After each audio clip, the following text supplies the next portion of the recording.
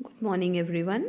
आज हम मकान संपत्ति से आय शीर्षक जो हमने शुरू करी थी उसमें मकान के वार्षिक मूल्य के निर्धारण को समझेंगे।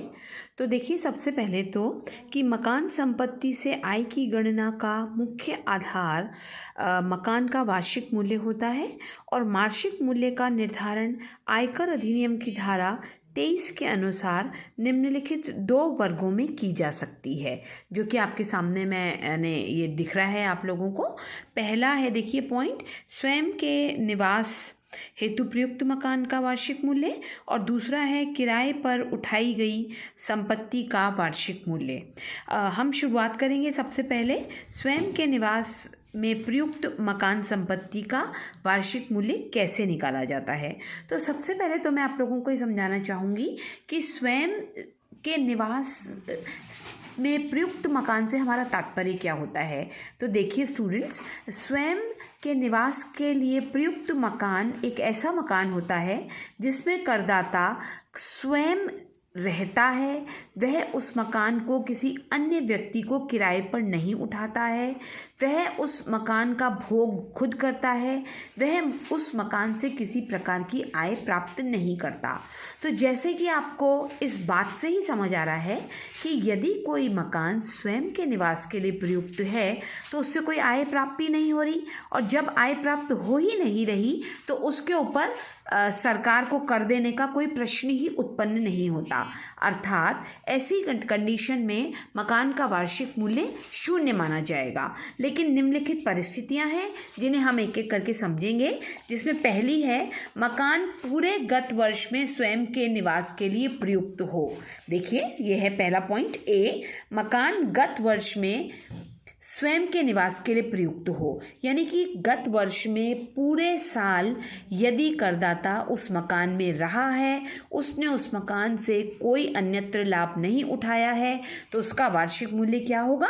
0। अर्थात उसे किसी प्रकार का कोई कर उस मकान के ऊपर नहीं देना होगा।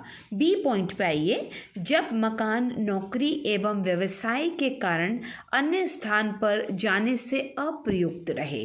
अर्थात किसी व्यक्ति का कोई एक मकान है, देखिए जो बी पॉइंट है, किसी व्यक्ति का कोई एक मकान है जिसमें कि व्यक्ति स्वयं नहीं रह रहा, और न रहने का कारण क्या है कि जिस स्थान पे वो मकान है उस स्थान पे उसकी नौकरी नहीं है, उसकी नौकरी एवं व्यवसाय कहीं अन्यत्र है।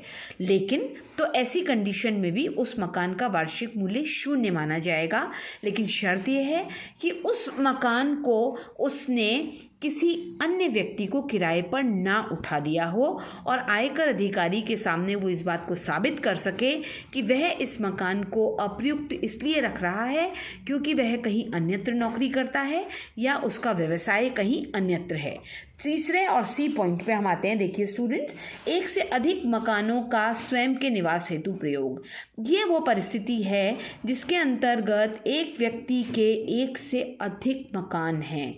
आपने देखा होगा बहुत सारे उच्च सेठ लोग होते हैं, अमीर लोग होते हैं जिनके पास एक से अधिक मकान होते हैं।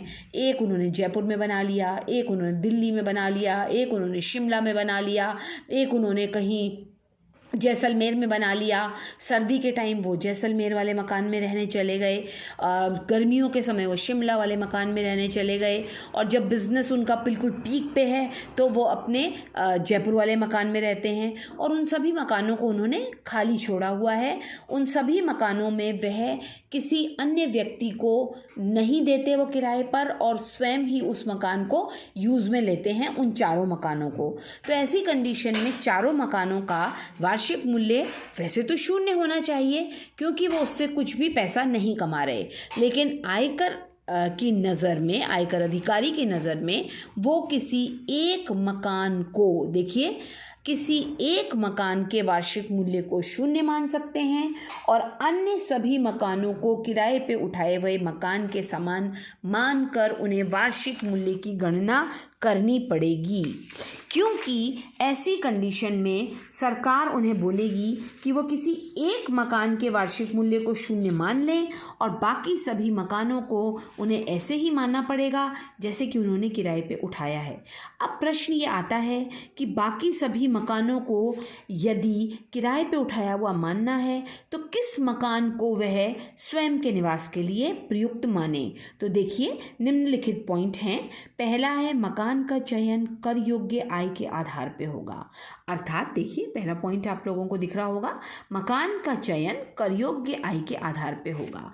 अर्थात यदि किसी व्यक्ति के 4 मकान हैं तो वो उन चारों मकानों का वार्षिक मूल्य निकालेगा और फिर वो देखेगा जिस मकान का सबसे अधिक वार्षिक मूल्य है वह उस मकान को स्वयं के निवास के लिए प्रयुक्त मान लेगा, क्योंकि जिस मकान का वार्षिक मूल्य सबसे अधिक आ रहा है उस मकान पे बच्चों उसको सबसे ज़्यादा इनकम टैक्स देना पड़ेगा, तो उसका वार्षिक मूल्य वो ऑब्वियसली 0 मानेगा। दूसरा पॉइंट है आपके सामने, करदाता हर वर्ष चयनित मकान को बदल सकता है। इस साल उसने दिल्ली वाले मकान को स्वयं के निवास के लिए प्रयुक्त माना है तो अगले साल वो चाहे तो जयपुर वाले मकान को मान लेगा, उसके अगले साल वो चाहे तो शिमला वाले मकान को मान लेगा। वो अपनी इच्छा से हर वर्ष चयनित मकान को बदल सकेगा। तीसरा पॉइंट है देखिए आपके सामने, यदि मकान अन्य रिश्तेदार को दिया गया हो तो वह निवास हेतु प्रयुक्त मकान नहीं माना जाएगा।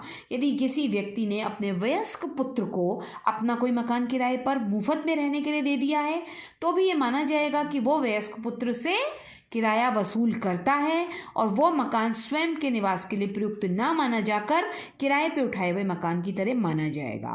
अगला और चौथा पॉइंट देखिए, यदि मकान में एक से अधिक आवासीय इकाइयां हों, यदि किसी व्यक्ति ने एक बड़ा मकान बनाया है, उसमें 2-2 कमरे के 4 सेट बनाए हैं, तो यदि वो सारा का सारा मकान वो सेल्फ ऑक्यूपाइड मानता है तो ऐसी कंडीशन में सारी की सारी इकाइयों का वार्षिक मूल्य 0 माना जाएगा, क्योंकि मकान तो एक ही है चाहे आवासीय इकाइयां अधिक हों।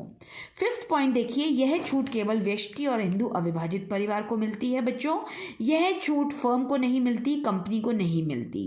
अब आती हूँ मैं डी पॉइंट पे, यदि नियोक्ता ने कर्मचारी का मकान किराए पर लेकर पुनः कर्मचारी को निःशुल्क दिया है, जैसे मैं एक कॉलेज में काम करती हूँ और उस कॉलेज ने मेरा ही मकान मुझसे किराए पे ले लिया और फिर मुझे ही वो मकान मुफ्त में रहने के लिए दे दिया, तो ऐसी कंडीशन में वो मकान सेल्फ ऑक्यूपाइड नहीं माना जाएगा, क्योंकि कॉलेज ने मुझसे किराए पे लिया है तो मैं उस मकान से पैसा कमा रही हूँ, चाहे उस मकान में फिर मैं ही रहूँ। तो ऐसी कंडीशन में मुझे उसका वार्षिक मूल्य 0 ना मानकर किराए पे दिए हुए मकान की तरह माना जाना पड़ेगा। ई पॉइंट है, जब मकान वर्ष भर में एक भाग के लिए किराए पे दिया हो और दूसरा भाग स्वयं के लिए प्रयुक्त हुआ हो। 6 महीने मैंने एक मकान में किराए पे दिया और उससे अर्निंग हुई मुझे, और अगले 6 महीने में उस मकान पे खुद रही, तो 6 महीने के लिए उसका वार्षिक मूल्य मैं 0 मान सकती हूँ, और जिन 6 महीनों के लिए मैंने उसे किराए पे उठाया है उस समय का वार्षिक मूल्य मुझे 0 नहीं मानना होगा, वो मैं वैसे ही मानूंगी जैसे भी किराए पे उठाई हुई संपत्ति का माना जाता है। इसको आप रिकॉल करेंगे। कुछ सवाल मैं आप लोगों को PDF के तरीके से व्हाट्सएप ग्रुप में डालूंगी, आप उनके आंसर्स करेंगे, मैं भी आपको उनके आंसर्स बताऊंगी, और अगली क्लास में हम देखेंगे कि किराए पे दिए हुए मकान का वार्षिक मूल्य क्या होता है। Thank you so much.